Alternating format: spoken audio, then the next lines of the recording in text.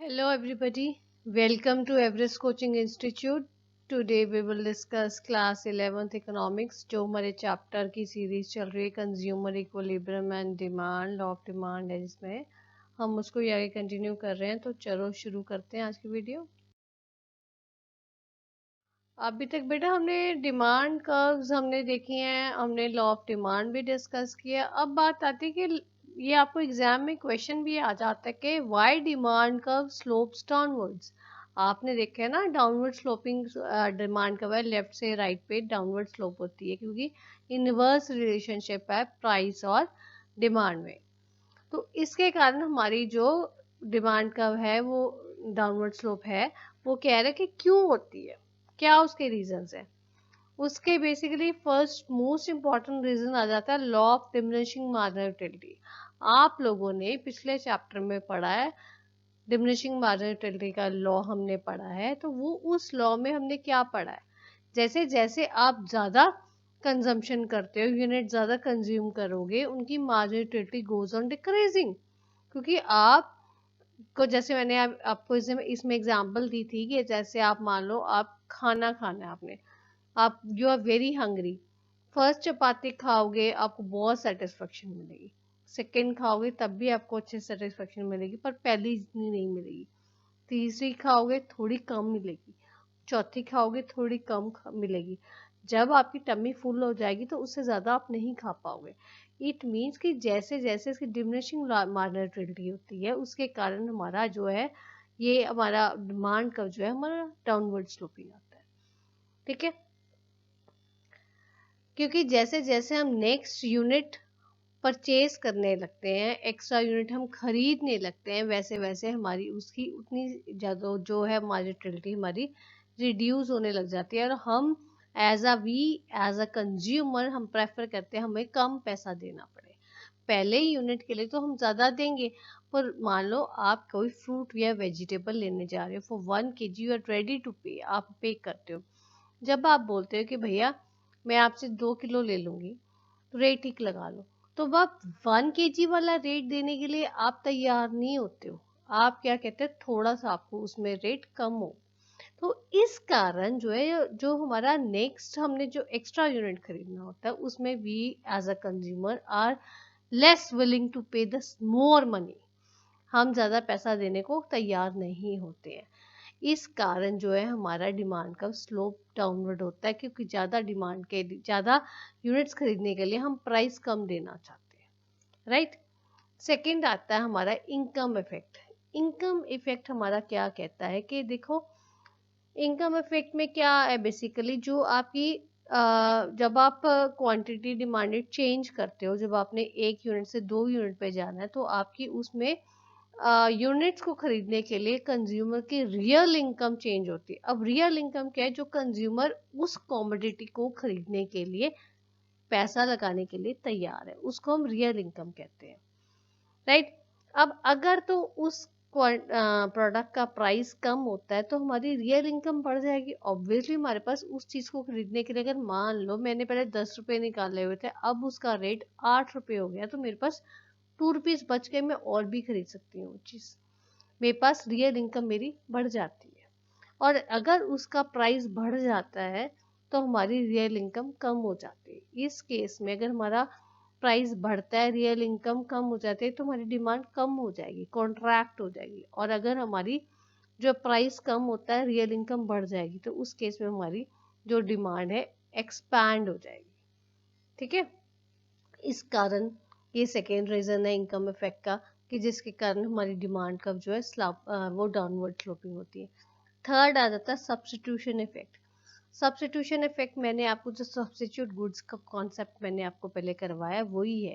Basically जब दो commodities होती हैं एक दूसरे के सब्स्टिट्यूट्स हैं, जैसे टी एंड कॉफ़ी आपको एग्जांपल दी थी, कोक एंड पेप्सी है, इस टाइप से।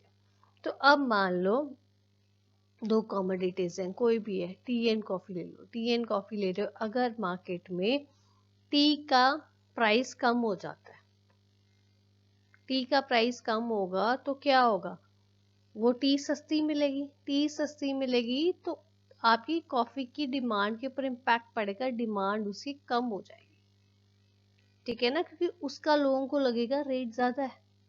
और अगर आपका टी का प्राइस बढ़ जाता है तो उस केस में आपकी कॉफ़ी की डिमांड बढ़ जाएगी, क्योंकि आपको लगेगा कॉफ़ी सस्ती मिल रही है टी के कंपैरिजन। तो इसको हम बोलते हैं सब्स्टिट्यूशन इफेक्ट, कि जब एक चीज़ के प्राइस के बढ़ने, टी के प्राइस पे के बढ़ने पे हम टी की जगह कॉफ़ी प्रेफर करेंगे, उसको हम सब्स्टिट्यूशन इफेक्ट करते हैं। इसके कारण भी हमारी डिमांड का जो है डाउनवर्ड स्लोपिंग आती है। Then come size of consumer. Size of consumer में आपका आ जाएगा कि वो आ जाएगा कि कई बार मैंने आपको बताया था कि जो चीज़ें स्पेसिफिक कैटेगरी के लिए आ जाती हैं, या किड्स के लिए आ गई, या लेडीज़ के लिए आ गई, या जेंट्स के लिए आ गई, ठीक है, स्पेसिफिक कैटेगरी के लिए आ जाती है।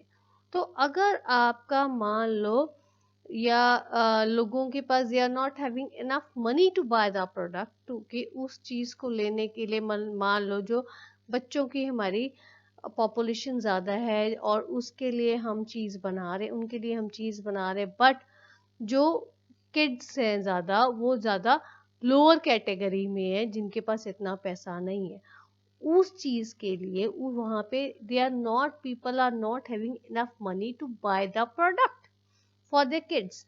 वो उन लोगों के पास इतना पैसा नहीं है कि वो अपने बच्चों के लिए वो चीज़ें खरीद सके। इस चीज़ से क्या होगा, इस चीज़ से आपका डिमांड का जो है डाउनवर्ड स्लोपिंग आता है। And next comes multiple uses. Multiple uses में क्या है कि कुछ चीज़ें ऐसी होती हैं जिनके बहुत सारी चीज़ें बन जाती हैं। जैसे इसके बहुत इजी एग्जांपल, कॉमन एग्जांपल आपको घर में इजीली मिलेगी, वो आ जाती है आपकी मिल्क की। मिल्क से देखो, milk as it is consumption के लिए यूज होता है, ड्रिंकिंग के लिए। मिल्क से आपका दही बनता है, या कर्ड बनता है, चीज बनता है, बटर बनती है, आपकी स्वीट्स बनती हैं कितनी सारी। अगर आपका मान लो मिल्क का प्राइस कम हो जाता है, ऑब्वियसली प्राइस कम होने से क्या होता है, क्या होगा कि लोग उसको ज्यादा खरीदना शुरू करेंगे, क्योंकि इसके यूजेस बहुत ज्यादा हैं, बहुत सारी जगहों पे चीजों में ये यूज हो जाएगा, तो people will prefer to buy more, demand बढ़ जाएगी। और इससे क्या होगा, आपकी डिमांड एक्सपेंड होगी। और अगर आप इसका प्राइस बढ़ जाता है मिल्क का, तो वो इन चीज़ों को इतना यूज़ नहीं करेंगे, मिल्क को इतनी सारी ऑल्टरनेटिव्स के लिए यूज़ नहीं करेंगे, अपनी ज़रूरत, जिसके लिए उनको ज़्यादा ज़रूरत है उसके लिए यूज़ करेंगे। So that is why also demand का स्लोप्स डाउनवर्ड्स। ये बेटा पेपर में क्वेश्चन 3-4 मार्क्स का ज़रूर आ जाता है, तो ये आपको पता होना चाहिए। आपने इनके ये ऐसे ही पॉइंट्स हैं जिनको आपने इनको डिटेल में डिस्कस करना है, ठीक है। अब आगे बारी आती है कि हमने लॉ ऑफ डिमांड डिस्कस किया था। लॉ ऑफ डिमांड की कुछ जगहों पे एक्सेप्शंस हैं जो आपको एग्जाम में क्वेश्चन आ जाता है। अगर आपको 6 मार्क्स का लॉ ऑफ डिमांड का क्वेश्चन आता है, तो जैसे मैंने आपको पहले समझाया, लॉ ऑफ डिमांड आप बताओगे, एक्सेप्ट उसके एग्जम्पशंस आप बताओगे, तो एक्सेप्शंस भी आपको बतानी पड़ेगी। तो ये लॉ ऑफ डिमांड क्या कहता है कि कुछ जगह पे लॉ ऑफ डिमांड अप्लाई नहीं होता। नॉर्मली डिमांड का हमने डिस्कस किया, अभी डाउनवर्ड स्लोपिंग है कि प्राइस बढ़ेगा डिमांड कम होगी, प्राइस कम होगा डिमांड बढ़ेगी, ऐसे है ना। पर कुछ जगहों पे होता है जो डिमांड और प्राइस जो है वो, अगर वो सेम डायरेक्शन में चलती है, प्राइस बढ़ेगा डिमांड भी बढ़ेगी, प्राइस कम होगा डिमांड भी कम होगी, ये आपकी एक्सेप्शंस हैं। इन केसेस में डिमांड का slopes upwards from left to right, ठीक है, ऊपर से नीचे नहीं आता, नीचे से ऊपर जाता है। अब ये कौन कौन सी रीजंस हैं जो, जिनके कारण आपका पॉजिटिव स्लोप आता है डिमांड का, वो बहुत इंपॉर्टेंट है। तो पहली आपकी आ जाती है articles of distinction. Articles of distinction basically क्या है, आर्टिकल्स ऑफ डिस्टिंक्शन हम जो वो आर्टिकल्स हैं जो स्टेटस के आर्टिकल्स हैं, ठीक है। तो इन स्टेटस की आर्टिकल्स के लिए क्या, चीज़ों के लिए क्या होता है, स्टेटस सिंबल को मेंटेन करने के लिए वो लोग वो चीज़ खरीदते हैं जिनका रेट ज़्यादा होता है, उनकी डिमांड ज़्यादा होती है। नॉर्मल इंसान वो नहीं खरीद सकता। नो फॉर एग्जाम्पल, अब जैसे ऑडी कार है, Audi car everybody can not afford, हर कोई वो नहीं अफोर्ड कर सकता, बट ये आर्टिकल ऑफ डिस्टिंक्शन है कि ये महंगी मिलेगी, तो इजीली ये आपको रोड्स पे भी इजीली नहीं मिलती। तो कुछ चीज़ें ऐसी हैं जो आपको इजीली हर जगह पे नहीं मिलेंगी, और ये कुछ ही नंबर में इनकी मैन्युफैक्चरिंग होती है, क्योंकि इनकी कॉस्ट बहुत ज़्यादा होती है। जैसे जैसे इनका रेट हाई होता है वैसे वैसे इन चीज़ों की डिमांड बढ़ती है। ऐसे ही आपकी बात आ जाती है कश्मीरी कारपेट्स की। वो चीज़ें भी आपके आर्टिकल्स ऑफ डिस्टिंक्शन है, जो जितनी महंगी होंगी उतनी उनकी डिमांड ज़्यादा होगी। ठीक है। Next comes ignorance. इग्नोरेंस क्या है कि समटाइम्स क्या होता है, हमें लगता है कि जो चीज़ सस्ती है ना वो अच्छी नहीं होगी। मैनी टाइम लोगों को ये लगता है ना कि महंगी चीज़ अच्छी होगी, सस्ती चीज़ अच्छी नहीं होगी। ये इग्नोरेंस के कारण भी ये है जो आपके डिमांड कर्व का पॉजिटिव स्लोप आता है। Next is inferior goods. Inferior goods को हम गिफन गुड्स भी बोलते हैं। इंफीरियर गुड्स या गिफन गुड्स वो गुड्स होते हैं कि जिनमें जैसे जैसे आपके कंज्यूमर की इनकम बढ़ती है, ठीक है, जैसे जैसे हमारी कंज्यूमर की इनकम बढ़ेगी वैसे वैसे आप जो है इन चीज़ों को इनकम बढ़ेगी तो आप इन चीज़ों को कम प्रेफर करोगे। कंज्यूमर की इनकम की बात कर रही हूँ, प्राइस की बात नहीं कर रही हूँ। अगर इन चीज़ों का प्राइस जितना कम होगा उतनी डिमांड आपकी कम होगी, जितना प्राइस आपका ज़्यादा होगा उतनी प्राइस हमारी ज़्यादा होगी। ये तो इसका पॉजिटिव स्लोप है। ठीक है। ये कब होता है, नॉर्मली जब कंज्यूमर की इनकम ज़्यादा हो जाती है तो वो इंफीरियर गुड्स से नॉर्मल गुड्स पे आ जाता है।